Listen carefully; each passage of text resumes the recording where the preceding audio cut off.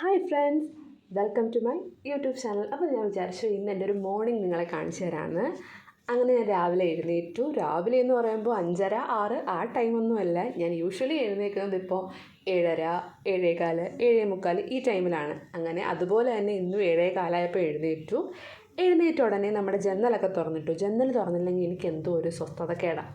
അങ്ങനെ ജന്നലൊക്കെ തുറന്നിട്ടു ഒന്ന് മുറ്റത്തോട്ടൊക്കെ നോക്കിയിട്ട് നേരെ ഞാൻ നമ്മുടെ ഉമ്മറത്തേക്ക് വെച്ച് പിടിച്ചു. അങ്ങനെ ഫ്രണ്ടിൽ പോയി. ഇന്നലെ മഴയുണ്ടായിരുന്നു. അങ്ങനെ മഴയുടെ അവശേഷിപ്പുകളൊക്കെ നോക്കി. അപ്പോൾ അമ്മ വിളക്ക് കത്തിച്ച് വെച്ചിട്ടുണ്ടായിരുന്നു. എന്നിട്ട് അമ്മ അമ്പലത്തിൽ പോയിട്ടുണ്ട്. അത് കഴിഞ്ഞ് നേരെ ഞാൻ അടുക്കളയിലോട്ട് പോയി.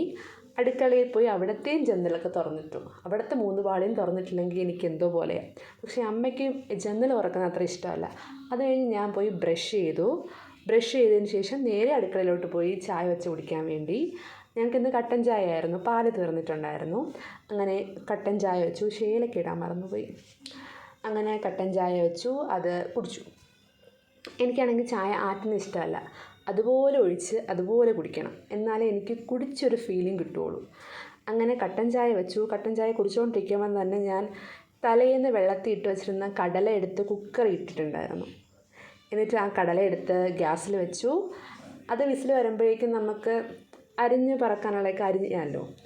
അങ്ങനെ നമ്മുടെ കടല എടുത്ത് കുക്കറിൽ വെച്ചിട്ട് ഞാൻ വീണ്ടും നമ്മുടെ ഉള്ളി, വെളുത്തുള്ളി, ഇഞ്ചി, പച്ചമുളക് ഇതൊക്കെ എടുത്ത് അരിയാൻ തുടങ്ങിയിട്ടുണ്ടായിരുന്നു. ഇതൊന്നും ഞാൻ ഷൂട്ട് ചെയ്തില്ല. സൈഡായിട്ട് ആ പണിയൊക്കെ നടക്കുന്നുണ്ടായിരുന്നു. അങ്ങനെ അതെല്ലാം അരിഞ്ഞു വെച്ചു. ആ സമയം കൊണ്ട് തന്നെ നമ്മുടെ കടല വിസിൽ വന്നിട്ടുണ്ടായിരുന്നു. പിന്നെ ചീനിച്ചട്ടി വെച്ച് നമ്മുടെ ഐറ്റംസൊക്കെ ഇട്ട് കടുക് വറുത്തു.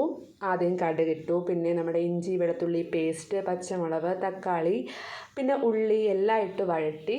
അതിനുശേഷം നമ്മുടെ മുളകൊക്കെ ഇട്ടു.